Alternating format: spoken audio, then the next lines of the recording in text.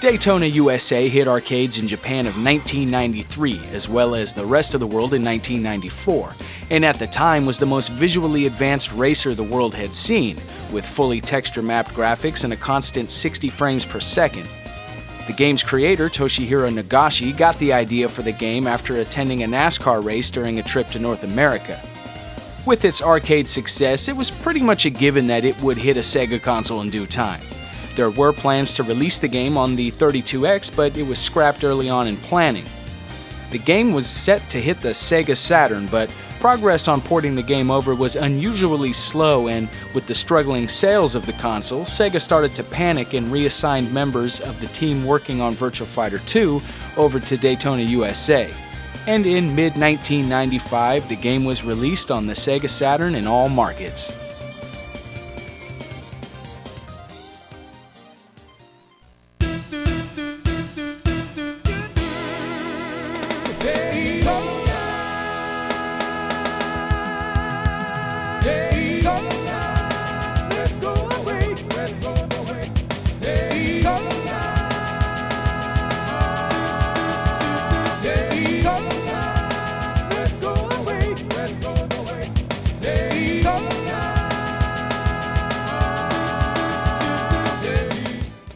I got my Sega Saturn when I was around 10 or 11 years old. This was one of the first games that I ever owned, and I'll tell you, the first thing you notice as a kid when booting this game up is definitely the music. The game only has 3 tracks to choose from: Beginner, Advanced, and Expert. Now these days that seems kind of limited, but back in the early 90s this was the norm, especially for an arcade racer. In arcade mode, you only have 2 cars to choose from, but in Saturn mode, there are more cars that can be unlocked. Although they're visually the same other than a color palette swap, they do differ in attributes like handling and acceleration. Taking a racing game away from its pedals and steering wheel and giving it a controller is always going to lose something in translation. The sense of speed is intense, but the steering is both overreactive and sluggish at the same time, if that makes any sense. This is mostly the case in stages with sharper turns, and overall is something that you'll get used to. But still, it only takes a minor miscalculation to send your car flying through the air like a Hot Wheel. You can take it. Nice position on the car. Even though it came out about a year after the release of Daytona USA, the 3D controller designed for Nights into Dreams does work with this game, and I will say, it's definitely made the game easier for me. Just make sure you don't switch to this controller in mid-race, as it won't recognize the analog and at this point just becomes an oversized digital pad with a useless analog stick. The Saturn racing wheel is also supported. I've never had the chance to use it here, but I've always wanted to. The controller layout is pretty simple. There's a button to accelerate, one to brake, and the shoulder buttons change your view. And I've always enjoyed the cockpit view here. Even though there's no steering wheel or windshield present, it still always made me feel like I was piloting one of these mean machines when I was a kid. Graphically is where the game took its biggest hit, naturally. With the arcade running at 60 frames per second, this version falls to an unimpressive somewhere around 20 frames per second. And the draw distance is really bad. Most of the time you're looking ahead at sky and clouds where road and hills are supposed to be. Now this was a common problem with early 32-bit 3D racers, so I was never too hard on it. Not to mention, this was my first 3D capable console, and I was absolutely amazed at these graphics being displayed on my home television set. It's also important to note that this game features up to 40 racers on the road at once, and that alone is pretty impressive for the hardware. There were also some cool little visual features like a giant Sonic the Hedgehog carved into the mountainside, or the statue of Jeffrey from the Virtua Fighter series located on the Expert course, which can actually be rotated by driving up to the statue and pressing the A button.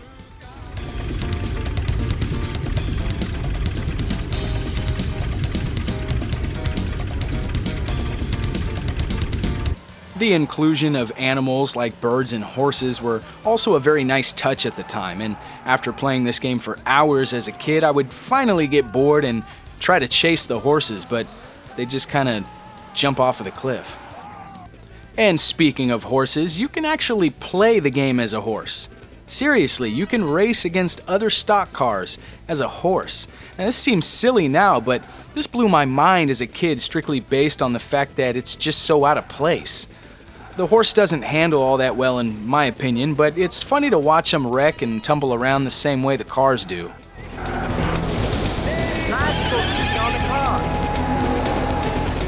Some people love the Daytona USA soundtrack, some people don't care for it, and some people think it's so bad that it's good. I, for one, not only enjoy it, but feel like I kinda need it in my life. Composer Takanobu Mitsuyoshi not only created the musical element here, but also recorded all of his own vocals for the tracks.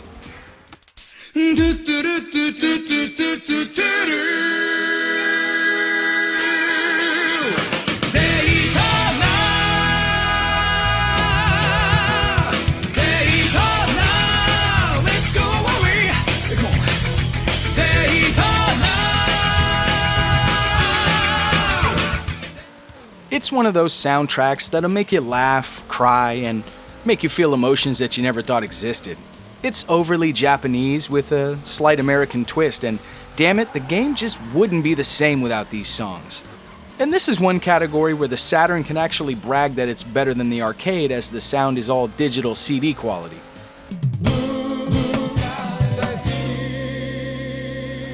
I had a lot of fun with this game as a kid, and I guess I didn't really notice most of its faults. But it seems the rest of the world did. The game was such a disappointment amongst Saturn owners that SEGA actually called for a mulligan and started back from scratch on a new Daytona USA. Well, kind of. Daytona USA Championship Circuit Edition was released in the US and Europe less than a year after the first title hit the Saturn. Whereas the AM2 team worked on the first title, SEGA put its second-party AM3 development team on what would become sort of a remix of the original. In addition, a version was released in Japan in 1997 that featured even more additions than the US and European versions and was shortened to Daytona USA Circuit Edition. The AM3 team would later go on to develop the Crazy Taxi series. They were also the people responsible for the fantastic Sega Saturn port of Sega Rally Championship. Right off the bat, you'll notice the change in musical style. I mean, what happened to the screaming Daytona guy? Though I do miss it, I have to say, if you're gonna replace him, you gotta do it with some 80s rock. It just fits so well.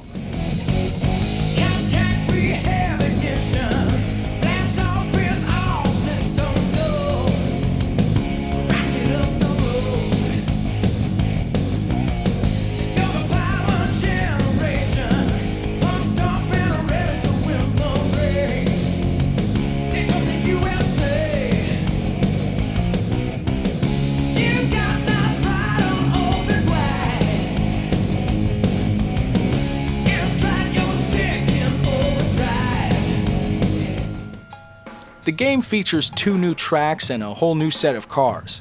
Unlike the last title, these cars differ in not only color scheme but in the overall appearance. As you can see, they've lost that blocky shape that the cars had in the first game. The camera angle also sits a bit further back, giving the impression that the cars are smaller. Another thing to note is that this game plays unlike the previous title. They completely overhauled the game engine from the ground up. They actually started development with a heavily modified version of the Sega Rally Championship game engine. This version offers smoother handling vehicles and is much more forgiving than the last. And though it's still possible to wreck your vehicle, it won't happen as much as before. The 3D controller and the racing wheel are still supported here, and like I mentioned, I can't speak on the racing wheel, but the 3D controller works extremely well here. They've improved the draw distance issues a bit as well. It's now possible to see the road 30 feet in front of you, which is always a good thing. They were able to bump up the 20 frames per second to 30, which is still half of the arcade version, but any little bit helps here. And even on the returning levels, you'll notice a slight change in graphical appearance. Things definitely look better here. The 2 new levels are National Park Speedway and Desert City. I would have liked to see a little more out of these additions. They look nice and play well, but they are a little bit on the short side. The Japanese version of this release also featured the ability to race at different times of the day, including dusk and night.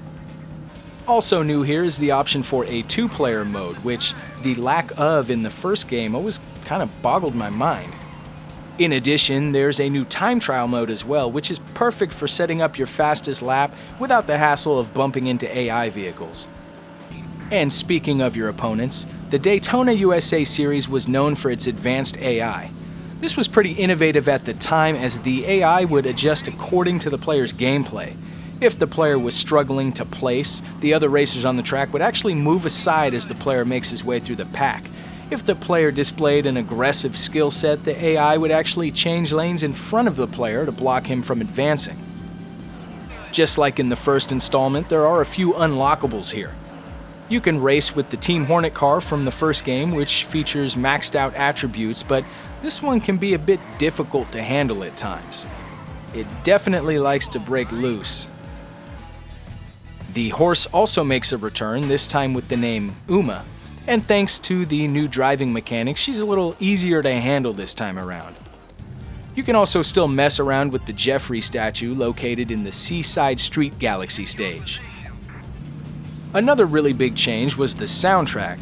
A new team of composers were hired to take on the music, and while the game features remixed versions of tracks from the last game, they're nowhere near the songs we heard in the first. Daytona USA Circuit Edition, released only in Japan, features not only the remixed versions, but also the tracks from the first title as well.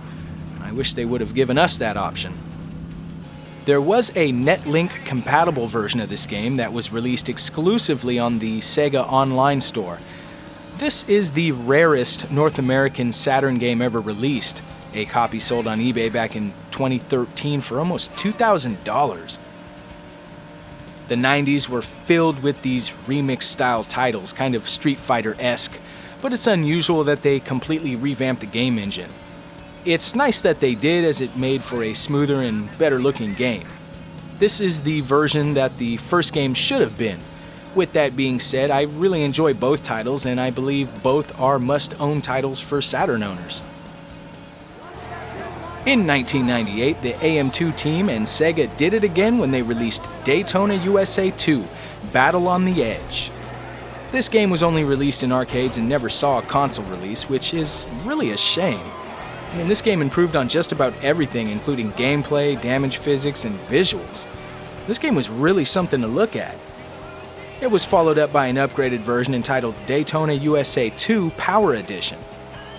With the Dreamcast being released a year later in 1999, I still don't understand why they never ported this one over. But the Dreamcast did get a Daytona title.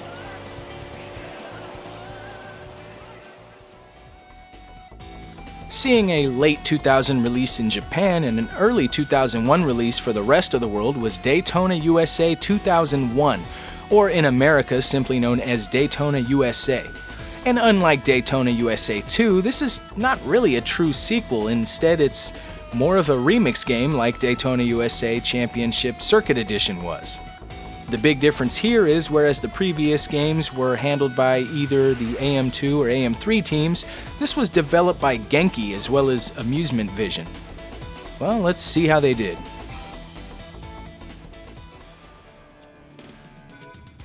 The game's intro falls in line with the other games in the series, only it lacks a song containing lyrics, unless you want to count the very end.